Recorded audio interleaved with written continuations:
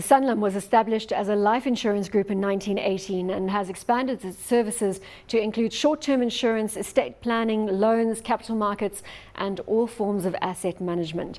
Sanlam has a market cap of 78 billion rand, a dividend yield of 3.5%, and a price-to-earnings ratio of 13.5. How do you feel about the insurance market as a whole, Jean-Pierre? The long-term insurance market in South Africa is quite a mature market. Most people already have life insurance in your middle to upper income classes, and the growth is really at the bottom end. So what all the life insurance companies want to do at the moment is try and capture that emerging consumer to sell life insurance to them, and Sanlam is also trying that. It's a company almost 100 years old. It's done quite well over the last few years. As we can see from the graph right now, we're just above that 36 Rand level, which must be at an all-time high for Sanlam. Yes, and this probably is a reflection of the conservatism that they employ, where they really try and price their life policies correctly, and they would rather lose market share than sell a product at the wrong price. Craig, you can't fault the Sanlam story if you look at their share price movement, and certainly the graph reflecting that incrementally they've been increasing over the years. Do you still buy it at these levels when it's trading at an all-time high? I mean, this is the big discussion point. Do you go into a stock at a heady level? Well, if you do, you'll be buying management, and I think management have proved themselves. If you look at some of the decisions that were made by the likes of Old Mutual and so on, Sanlam haven't made those mistakes. They've been pretty conservative in their approach. Right now they're sitting on 4 billion in discretionary capital. Okay, some of that they've indicated where it would be going.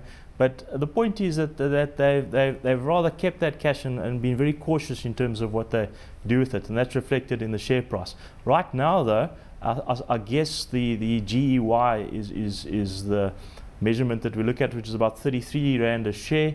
It may push a little bit beyond that, so it's a bit of a premium, which is perhaps a little bit unusual for life insurers. So most would say on that basis that it's probably fair value.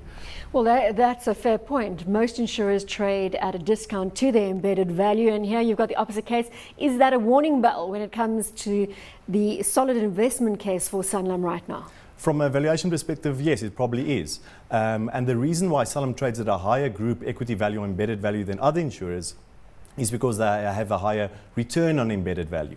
And part of the reason for that is that their short-term operations, Sanlam, in which they held the majority stake, is a higher returning operations than their historical life insurance operations. So with a bigger proportion of earnings coming from a high returning source, short-term insurance, it means a higher return on embedded value, and you can justify a slight premium to the group's embedded value. Craig, in terms of Sanlam, just looking at as you said, if you buy the story now, you're buying the management team. They haven't put a foot wrong to date. Do you think that they're going to expand and growth is going to come online aggressively? Yeah, well, look, they've had forays into the African continent. They're talking about Malaysia, India, and Asia, and obviously emerging markets and so on. So going forward, there could be very interesting things. And as Jean-Pierre said, I think it was about 15% growth in GEY. And of course, you've got two factors. You've got to look at a buoyant market. Now, we've seen the JSE making new highs. That's good for Sanlam.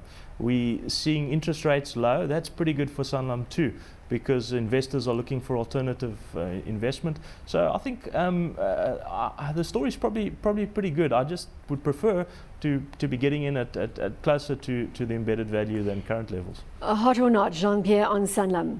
We say not hot, but that's a valuation call. So as we said, great management, conservative strategy, it's generating a high return on its embedded value, it's building up excess cash and employing that very judiciously. So we like the company, but at current valuations, not hot. And Craig, you're still on the wrong side of bed, are you? So hot or not? Yeah, so I'm going to say not hot. And I think when I made this call, I looked really from a top-down approach, and I prefer sort of Discovery and MMI perhaps in this not hot.